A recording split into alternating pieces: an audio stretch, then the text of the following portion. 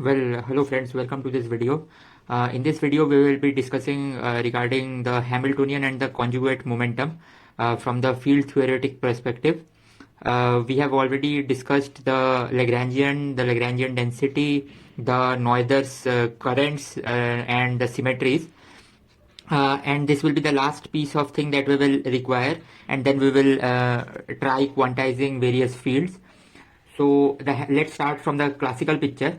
So the Hamiltonian is written as classically Lagrangian is a function of the coordinates, generalized coordinates, and the time derivatives and the explicit dependence of time.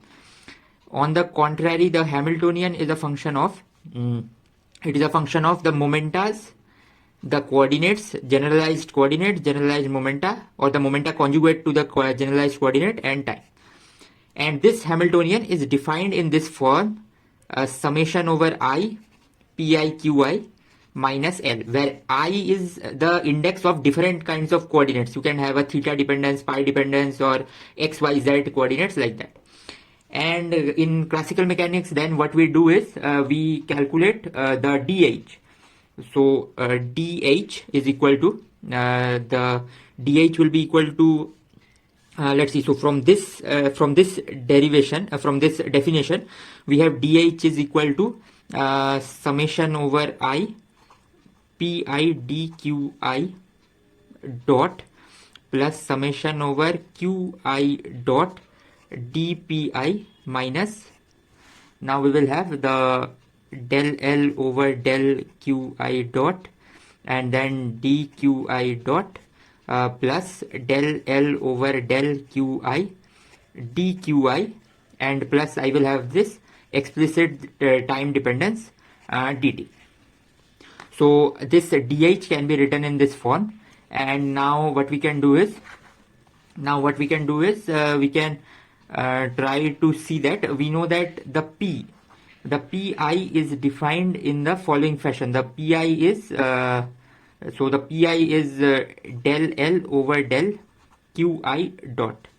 So this is the pi's, and here we have del L over del qi dot dqi, and there is a summation over the I even in the Lagrangian, because the Lagrangian is dependent on this. So I must let's remember that this summation is there. So this entire thing will cancel with this entire thing, and what we will get is we will get summation over qi dot dpi minus summation over del L over del qi dqi, del L over del qi dqi, and plus minus we will have del L over del t dt. So now up till this everything is all right, but now we can also write dH in a different form.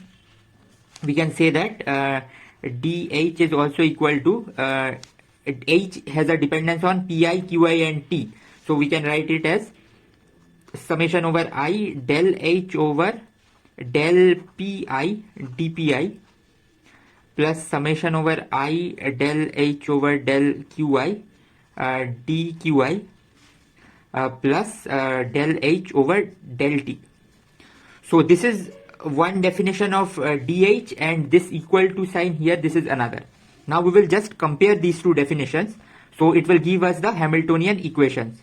So what are these? If we compare, so dpi, so we get the first thing as qi dot is equal to del H over del pi.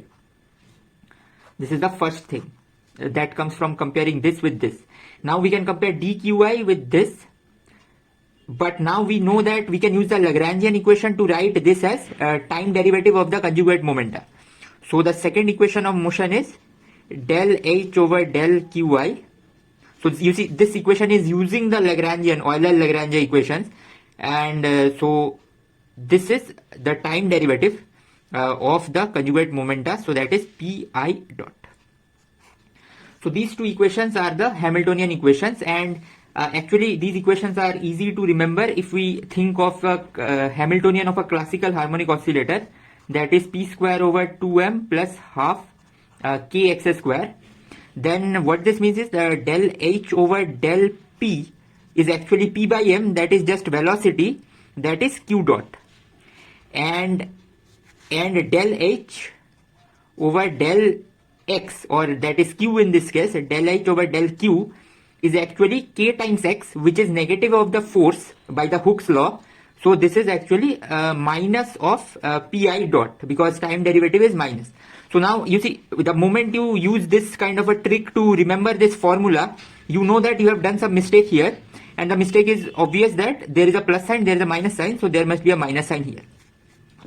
So now using this simple Hamiltonian, which is the kinetic energy plus potential energy of a spring, we can remember the Hamilton's equation of motion.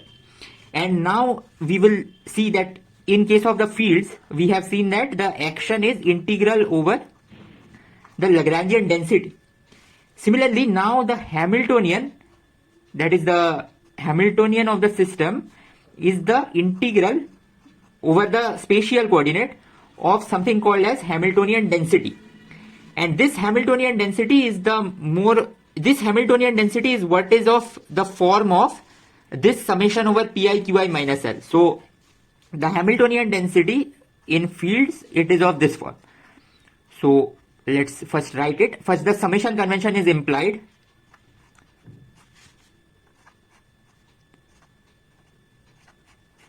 So this is the Hamiltonian density in fields. Now here, what is pi a? The pi a is the conjugate momenta corresponding to the field phi a, which is defined much in a similar way in this fashion. So what we can write it is derivative of the Lagrangian density with respect to the time derivative of the field phi a. So you see, there is a summation over the A index, we must remember, and this A index is the number of different kind of fields that is there in the Lagrangian density. So now this is the Hamiltonian, and this is the conjugate momenta. And what is the Hamilton's equation of motions? That is del H. This is the Hamiltonian density with respect to the Hamiltonian density with respect to pi a is equal to phi a dot, and then the another one is del H with respect to phi a is equal to minus of pi a. So these are the field equations. So now let's summarize what all things that we have understood. So first thing is that we have seen that the action is the integral over the Lagrangian density, which is a function of the field and the derivative. And then we have seen that the Hamiltonian density, which is of the form of pi a phi a minus L. Then we have seen that if my field undergoes a transformation of this kind, a continuous transformation of this kind, let's write the labels. Then by the Noether's theorem that we discussed in the previous video, the current is given in this form: the Lagrangian density with respect to the field and delta phi a minus f mu. So this is the current, where we must remember that when the field has undergone a transformation of delta phi a, the Lagrangian has also undergone a transformation of delta L, and that must be of a form of del mu f mu. This is what defines this f here.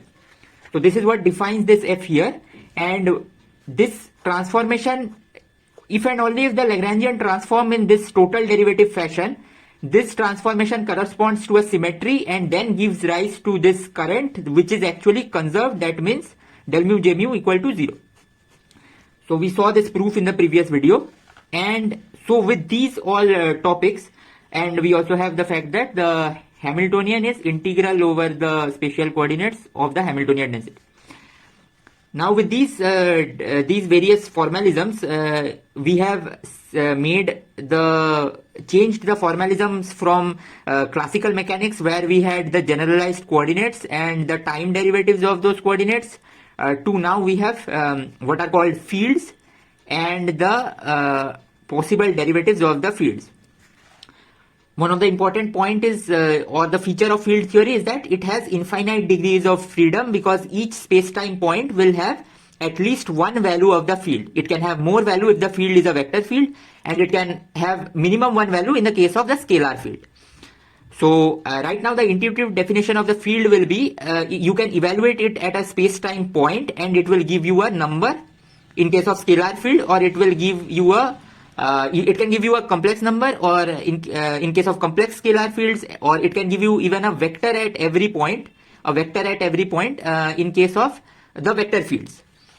This notion is not completely correct, as because we have to talk about the spaces in which these fields actually exist.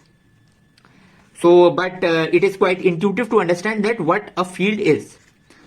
So from the next video, we will start the quantization of topic of understanding the quantization of the Klein-Gordon field.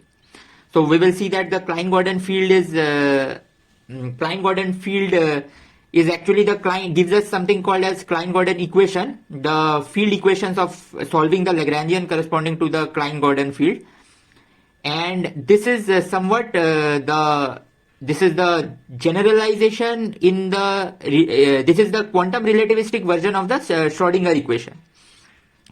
But there are two notions. One is relativistic quantum mechanics, and one is the notion of field theory, quantum fields.